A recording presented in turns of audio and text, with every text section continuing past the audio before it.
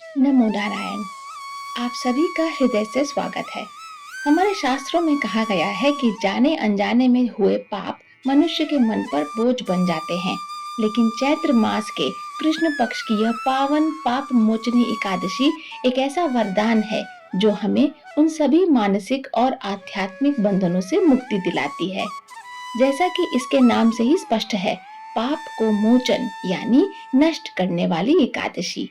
आज हम इस पावन व्रत की महिमा और उस पौराणिक कथा को जानेंगे जिसने देवलोक तक को अचंभित कर दिया था। पाप मोचनी एकादशी चैत्र माह के कृष्ण पक्ष में आने वाली एक महत्वपूर्ण एकादशी है जो सभी प्रकार के जाने अनजाने पापों और कष्टों से मुक्ति दिलाने वाली मानी जाती है। यह मुख्य रूप से भगवान विष्णु को समर्पित है, जिसमें भगवान के चतुर्भुज रूप की पूजा की जाती है। पीले वस्त्र, पीले फूल और तुलसी दल का अर्पण विशेष फलदायी होता है। साल 2026 में पाप मोचनी एकादशी 15 मार्च यानी रविवार को मनाई जाएगी। इस दिन सुबह उठकर विष्णु जी की पूजा करें, व्रत कथा पढ़ें, पंचामृत से अभिषेक करें और विष्णु सहस्त्र नाम का पाठ करें और उसके बाद उन्हें भोग लगाएं। शाम को तुलसी के पास घी का दीपक जरूर जलाएं। ध्यान रहे, एकादशी के दिन तुलसी के पत्ते नहीं तोड़े जाते। क्षमता अनुसार निर्जल या फलाहार व्रत रखें। फलाहार में दूध, दही, फल, मखाना, साबूदाना और सेंधा नमक का सेवन किया जा सकता है। इस दिन चावल, गेहूं, अनाज, प्याज, लहसुन और तामसिक भोजन का सेवन न करें। क्रोध, झूठ और बुरे विचारों से बचें। एकादशी के दिन जरूरतमंदों को भोजन कराना या दान देना बहुत पुण्यदायक माना जाता है। पारण यानी व्रत तोड़ना। व्रत का पारण अगले दिन यानी द्वादशी सुबह शुभ मुहूर्त में तुलसी मिश्रित जल पीकर करें।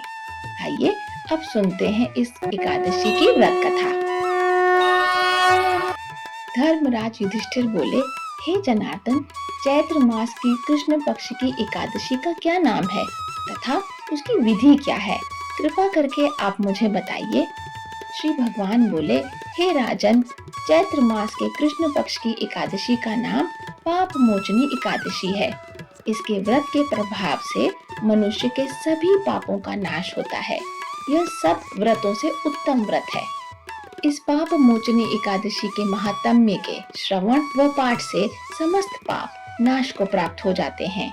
एक समय देवर्षि नारद जी ने जगत पिता ब्रह्मा जी से कहा, महाराज, आप मुझसे चैत्र मास के कृष्ण पक्ष की एकादशी विधान कहिए। ब्रह्मा जी कहने लगे कि हे नारद, चैत्र मास की कृष्ण पक्ष की एकादशी पाप मोचनी एकादशी के रूप में मनाई जाती है। इस दिन भगवान विष्णु का पूजन किया जाता है। इसकी कथा के अनुसार प्राचीन समय में चित्ररथ नामक एक रमणीक वन था। इस वन में देवराज इंद्र गंधर्व कन्याओं तथा देवताओं सहित स्वच्छंद विहार करते थे। एक बार मेधावी नामक ऋषि भी वहां पर तपस्या कर रहे थे।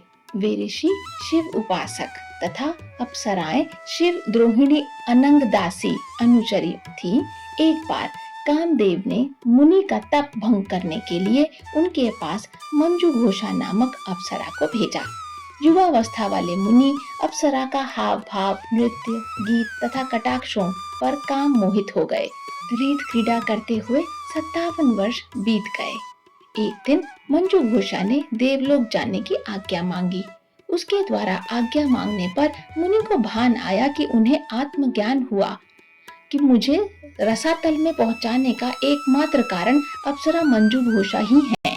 क्रोधित होकर उन्होंने मंजू घोषा को पिशाचिनी होने का श्राप दे दिया। श्राप सुनकर मंजू घोषा ने कांपते हुए ऋषि से मुक्ति का उपाय पूछा। तब मुनिश्री ने पाप मोचनी एकादशी का व्रत रखने को कहा और अप्सरा को मुक्ति का उपाय बताकर पिता च्यवन के आश्रम में चले गए। पुत्र के मुख से श्राप देने की बात सुनकर ऋषि ने पुत्र की घोर निंदा करी तथा उन्हें पाप मोचनी चैत्र कृष्ण एकादशी का व्रत करने की आज्ञा दी। व्रत के प्रभाव से मंजू घोषा अप्सरा पिशाचिनी देह से मुक्त होकर देवलोक चली गई। अतः हे नारद, जो कोई मनुष्य विधि पूर्वक इस व्रत को करेगा, उसके सारे पापों की मुक्ति होना निश्चित है और जो कोई इस व्रत के महात्म्य को पढ़ता और सुनता है उसके सारे संकटों से उसे मुक्ति मिल जाती है। तो प्रेम से बोलिए भगवान विष्णु की जय। ऋषि मेधावी की यह कथा हमें सिखाती है कि भूल किसी से भी हो सकती है, लेकिन उस भूल को स्वीकार कर ईश्वर की शरण में जाना ही वास्तविक भक्ति है। यह एकादशी हमें एक नई शुरुआत करने का अवसर देती है। आशा है कि पाप मोचनी एकादशी की यह जानकारी और कथा आपके जीवन में सकारात्मकता लाएगी। अगर आपको यह वीडियो पसंद आई हो तो उसे लाइक करें और अपने परिवार के साथ साझा करें। कमेंट्स में जय श्री हरि लिखना ना भूलें। मिलते हैं अगली एकादशी की महिमा के साथ। तब तक के लिए धन्यवाद।